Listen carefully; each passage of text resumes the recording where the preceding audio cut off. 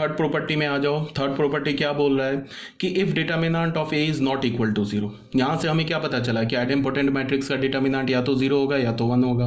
अब मैंने बोला कि मान लो ये जीरो, इसको अभी हमने कंसीडर नहीं किया, हमने बोला कि determinant of A is equal to one. अगर डिटर्मिनेंट ऑफ ए वन के इक्वल है तो इसका क्या मतलब हुआ कि नॉट इक्वल टू जीरो है। नॉट इक्वल टू जीरो बोलने का मतलब वन है, तो यहाँ से हमें क्या इंप्लाई होगा, A is a non singular matrix. और फिर मैंने बता रखा है कि दुनिया के किसी भी नॉन सिंगुलर मैट्रिक्स का इन्वर्स एग्जिस्ट करता है, तो फिर ए इन्वर्स एग्जिस्ट कर जाएगा। ठीक है, यहाँ तो कोई क्लियर प्रॉब्लम नहीं है। फिर यहाँ से क्या बोला, ए स्क्वायर ए, ये तो आइडेम्पोटेंट का क्या हो गया, ये तो डेफिनेशन हो गया आइडेम्पोटेंट का। उसके बाद हमने क्या किया कि pre multiply by A inverse. क्यों कर दिया, देख लो, ए इन्वर्स एग्जिस्ट कर रहा है, ये तो समझ में आ रहा है। ठीक है, हमने पहले डिस्कार्ड कर दिया ए इज इक्वल टू जीरो, ऐसे आइडेम्पोटेंट मैट्रिक्स को ले रहे हैं जिसका डिटर्मिनेंट जीरो नहीं है। नहीं है तो मतलब वन है, तो ए इनवर्स एग्जिस्ट कर गया। फिर हमने उससे प्री मल्टीप्लाई कर दिया, तो प्री मल्टीप्लाई करने के बाद हमें क्या मिला, A inverse into A square is equal to A inverse into A. ठीक है, यहाँ तक कोई प्रॉब्लम नहीं है। उसके बाद देख लो, यहाँ से फिर हमें क्या पता चला कि हमने क्या किया, ए इनवर्स इंटू ए को एक साथ कर लिया। ठीक है, इंटू ए, ये ऐसे कर लिया। ये ऐसे तो तुम लोगों को पता होना चाहिए, बस एक मिनट के लिए बस बता रहा हूँ। जैसे हमने लिखा ना, इसको हमने लिखा A inverse into A square is equal to A inverse into A. तो ये तो मैंने ऑलरेडी बता रखा है कि ए इंटू ए इनवर्स लिखो या ए इनवर्स इंटू ए लिखो, ये हमेशा आइडेंटिटी मैट्रिक्स के इक्वल होता है, ये तो बता रखा है। अब तुम इसको क्या लिख सकते हो, यहाँ से ध्यान दो, इसको मैं लिख सकता हूँ ए इनवर्स इंटू ए, और ये तो आई हो जाएगा। इसको एक साथ क्लब किया तो ये क्या हो गया, I into A is equal to I. तो यहाँ से हमें क्या पता चला, A is equal to I. ठीक है ना, तो यहाँ से हमें क्या कंक्लूजन मिला, ये हमें कंक्लूजन मिला कि अगर कोई भी एक आइडेम्पोटेंट मैट्रिक्स है और उसका डिटर्मिनेंट जीरो नहीं है तो वो हमेशा एक आइडेंटिटी मैट्रिक्स होगा।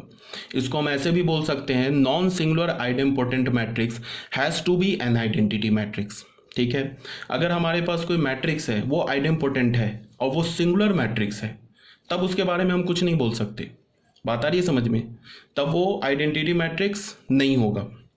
ठीक है, अगर आइडेंटिटी वो नॉन सिंगुलर मैट्रिक्स है, इसका क्या मतलब है कि उसका डिटर्मिनेंट जीरो नहीं है, और ऐसा नॉन सिंगुलर मैट्रिक्स अगर आइडेम्पोटेंट है तो वो एक आइडेंटिटी मैट्रिक्स ही होगा, यही बोला जा रहा है। ठीक है, तो ये 3 पॉइंट्स हैं, इस 3 पॉइंट्स को आप याद रखेंगे। पहला पॉइंट क्या है, क्विकली एक बार रिवाइज करा दे रहा हूँ। पहला पॉइंट क्या है कि अगर ए आइडेम्पोटेंट है तो उस पर कोई भी पावर ले लो तो वो क्या होगा, सेम ए के इक्वल आएगा। ठीक है, दूसरा पॉइंट क्या है कि किसी भी आइडेम्पोटेंट मैट्रिक्स का डिटर्मिनेंट या तो जीरो होता है या तो वन होता है। थर्ड पॉइंट क्या बोल रहा है कि if A is an idempotent matrix and is non singular. Non singular बोलने का मतलब कि determinant of A is not equal to zero. ठीक है, then A must be an identity matrix. तो ए क्या होगा, आइडेंटिटी मैट्रिक्स होगा। तो ये हमारा फर्स्ट टाइप का मैट्रिक्स था जिसको हमने क्या बोला, आइडेम्पोटेंट मैट्रिक्स। ठीक है, कोई बहुत याद रखने में टफ नहीं है, आप याद रख सकते हो। कोई प्रॉपर्टी ऐसी नहीं है कि तुम्हें रटना पड़े, बस ये सिंपल लॉजिक बेस्ड है। तुम अगर इसको ध्यान से एक बार देख लोगे, खुद से लिख लोगे ना, एक बार प्रॉपर्टी को लिख लोगे, ऐसे सुन के छोड़ दोगे तो नहीं याद रहेगा, एक बार लिख लोगे तो फिर याद रहेगा हमेशा।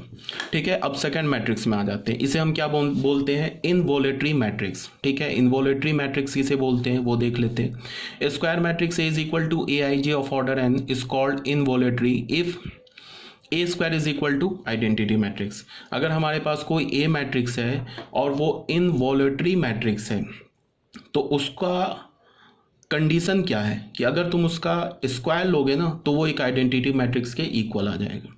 ठीक है, आइडेम्पोटेंट का क्या कंडीशन था कि A square is equal to ए।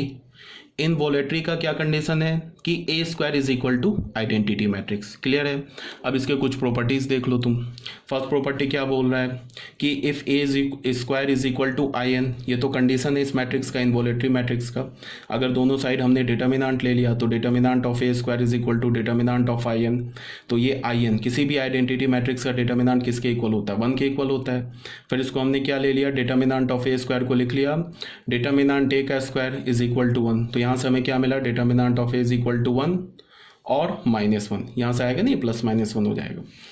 तो फिर यहाँ से हमें क्या कंक्लूजन मिला, सबसे पहले कि इनवॉलेटरी मैट्रिक्स जो होगा वो उसका डिटर्मिनेंट हमेशा -1 और 1 होगा। ठीक है, पहला कंक्लूजन। दूसरा कंक्लूजन क्या है कि इनवॉलेटरी मैट्रिक्स का जो is always a non singular matrix, involutory matrix जो होगा हमेशा एक नॉन सिंगुलर मैट्रिक्स होगा। थर्ड कंडीशन क्या है कि इनवॉलेटरी मैट्रिक्स का इनवर्स हमेशा एग्जिस्ट करेगा। अगर मैं तुम्हें बोलूं कि आइडेम्पोटेंट मैट्रिक्स का इनवर्स हमेशा एग्जिस्ट करेगा, तो वो कर भी सकता है, नहीं भी कर सकता है। क्यों? बिकॉज आइडेम्पोटेंट मैट्रिक्स का डिटर्मिनेंट 0 भी हो सकता है और 1 भी हो सकता है। आ रही है बात समझ में?